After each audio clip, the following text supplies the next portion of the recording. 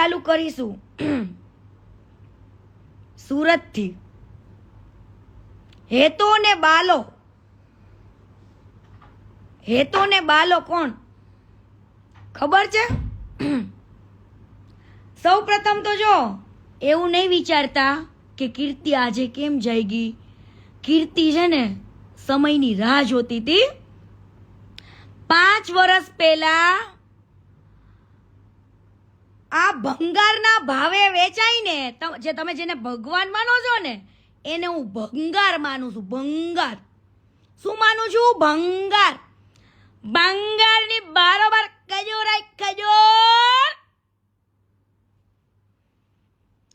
ભંગારની બારોબાર ખજૂર ખજૂર. જે લોકો આને ભગવાન માને છે ને ઈ મારા માટે નહીં, હરેક દીકરીઓ માટે જેની સાથે એને ખોટું કર્યું છે, ગદ્દારી કરી છે, ઈ બધી દીકરીઓ માટે ઈ ભંગાર છે. શું છે? ભંગાર. ભગવાન નહીં. અને જેને ભગવાન માનતા હોય આ લોકો, આને અંધ ભક્તો, એની મારી નાય પણ નથી. તમે અંધ ભક્તો આંખમાં મસાલો નાખીને આ ભંગારને ભગવાન માનો ને, એમાં કીર્તિ પટેલને કઈ વાંધોય નથી. મને વાંધો હોત ને તો બોલે, પણ હવે પાણી છે ને માથા ઉપર ચડી ગયું. ક્યાં?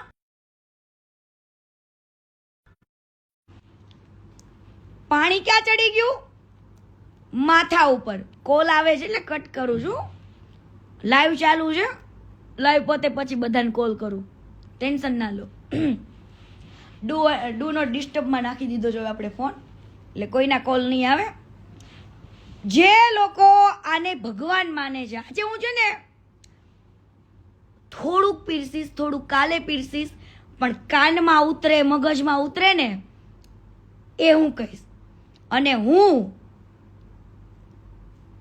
ગીતાની કસમ ખાઈને કહું છું, ઠાકરની કસમ ખાઈને કહું છું, મારી કુળદેવી માં અંબે માની કસમ ખાઈને કહું છું, માં મોગલ માની કસમ ખાઈને કહું છું, જો કીર્તિ પટેલ ખોટી હોય તો મારો કાલનો દાડો ન થાય, મારી હવાર ન થાય. અત્યાર લગીન ચૂપ એટલા માટે હતી, સહન તો મેં બહુ કર્યું. અને 5 વર્ષ પહેલાની કીર્તિ કેવી ડાઈ ડાઈ હતી, કોઈ દી ગાળ બોલતી હતી? નથી બોલતી ને. ઈ ડાઈ કીર્તિએ ઘણું બધું જતું કર્યું છે. અને જતું કર્યા પછી જ કીર્તિ પટેલ ડેન્જર બની છે. શું? ડેન્જર. હવે પેલા તો મને આની કઈ ખબર હતી નહીં. ટિકટોકમાં હું ફેમસ થઈ, બરાબર. બધી જ કહાની કહીશો ટોટલી. આ ક્યાં નીચ છે, કેટલો હલકો છે, એ બધું જ કહીશ, બરાબર. બધું જ આવશે હો, ટોટલી વસ્તુ. અને રોજ આવશે. એવરી ડે લાઈવ થશે, એવરી ડે. હવે ટિકટોક ની અંદર સૌથી પહેલા પ્રથમ વાત કહું, આ ખજૂર ક્યાંથી આગળ આવ્યો ત્યાંથી કહું. હવે આ ખજૂર છે ને કમલ પાર્કમાં રહેતો હતો, સુરત કમલ પાર્ક. અને તમે જેને ભગવાન કયો છો ને ભંગાર છે, ઈ રાત્રે લોકોના બાઈકોમાંથી પેટ્રોલ ચોરતો હતો, પેટ્રોલ. અને એના જૂના ઇતિહાસો જાણવા હોય તો જાણી લેજો. ચોરીની, મારામારીની એવી બધી જ ફરિયાદો થઈ છે. પેટ્રોલ ચોરતો હતો, ચંપલિયા ચોરતો હતો, લગનમાં કોકના લગન થતા હોય ને ત્યાંથી ગિફ્ટો ચોરતા હતા. આ હેતો ને બાલો કોણ? આ હેતો ને બાલો. ચંપલ ચોર, પેટ્રોલ ચોર, કોકને ત્યાં લગન થતા હોય ત્યાં ગિફ્ટો ચોર. અને ચોરી કરીને એક દિવસ બધા ભાઈબંધો વચ્ચે ઝઘડો થયો તો, બરાબર. એક છોકરો પાણીમાં પડીને મરી ગયો તો કે મારી નાખવામાં આવ્યો તો આજ દિવસ સુધી કોઈને ખબર પડી નથી.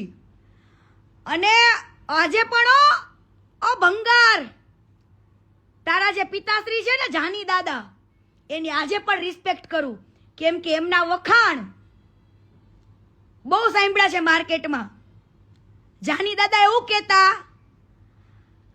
જાની દાદા ખુદ એવું કહેતા કે આની કરતા પથ્થરા જૈનમાં હોત ને તો સારું હતું. એટલા હરામીના પેટના છે, હરામીના પેટના. રાતોરાત જ્યારે ઈ છોકરાઓ મરી ગયો ને ઈ પછી આના ઉપર પોલીસ કેસ ને કેટલું થયું. આને બ્રાહ્મણ સમાજમાં કોઈ વેલ્યુ જ નથી. આની બ્રાહ્મણ સમાજમાં કોઈ વેલ્યુ નથી. જેને તમે ભગવાન માનો છો ને એને હું ભંગારના ભારોભાર માનું છું. ભંગાર, અને હું નહીં. કેટલાય લોકો માને છે જેટલા એની સાથે કામ કરી ચૂક્યા છે બધા. અને જેને કામના નામે લાવીને જેને ખોટી રીતના યુઝ કર્યો છે, કોમ્પ્રોમાઇઝ કર્યો છે ને, એ બધાની હાયો અડી ગઈ છે આને. હવે આને એની બધાની હાયો અડી ગઈ છે. ટર્ન બાય ટર્ન બધાના કોન્ટેક્ટ થઈ ગયા છે. હવે ટર્ન બાય ટર્ન રોજ આવશે લાઈવમાં. રાતોરાત સુરત છોડવું પડ્યું હતું. આ લોકોને ખૂબ માર્યા હતા અને રાતોરાત સુરત મૂકવું પડ્યું હતું. રાતોરાત કાઢી મૂક્યા હતા અને બારડોલી જઈને એ શિફ્ટ થયા હતા. જાની દાદા એટલે બહુ સારા એવા વ્યક્તિ હતા. એમની વાત થાય ને એટલી ઓછી છે એવા હતા. પણ આ નખોદ ખાડે ને એવા હતા બેઉ. ઈ તો ઇતિહાસ બધા પોલીસ સ્ટેશન ખબર જ છે કે પેટ્રોલ ચોરતા, બધું ચંપલા બ્રાન્ડ બધાના ચોરી લેતા, ગિફ્ટો ચોરતા, મારા મારીઓ કરતા, ગુંડાગીરી કરતા. એ બધા છે જ ઇતિહાસ હોય, એમાં કઈ નવાઈ નથી.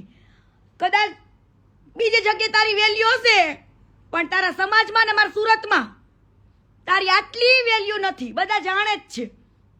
હા, અને ચોરી કરીને ઈ બહુ મોટી વાત નથી. હાલ ભાઈ તે તારી મજબૂરીમાં ચોરી કરી હશે, પેટ્રોલની જે તે કરો, લગ્નમાં ગિફ્ટો ચોરવાની, પૈસાની, બધી જ બરાબર. ઈ તારી મજબૂરી હશે નાનપણમાં કે તારી જવાનીમાં. તું તો અત્યારે ગઈઢો ડોહો છું. હું છું ડોહો. હા, એટલે કદાચ ચોરી કરવી ને એ વસ્તુ સાઈડમાં રાખી દો. હા, ચોરી કરી કદાચ સાઈડમાં રાખી દો. હવે આ વ્યક્તિ જતા રહ્યા બારડોલી. બારડોલી ગયા અને પછી એ ત્યાં આગળ સેટલ થયા.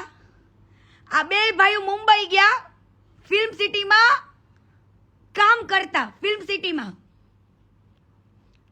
સિટીમાં કામ કરતા અને ઓલી છતરીઓ પકડતા ને, છતરીઓ ને ઓલા શેડ ને ઓલા હીરો હિરોઈન ને જે ખાવું પીવું હોય લાવી દે, નોકરી તરીકે કામ કરતા ત્યાં આગળ ફિલ્મ સિટીમાં.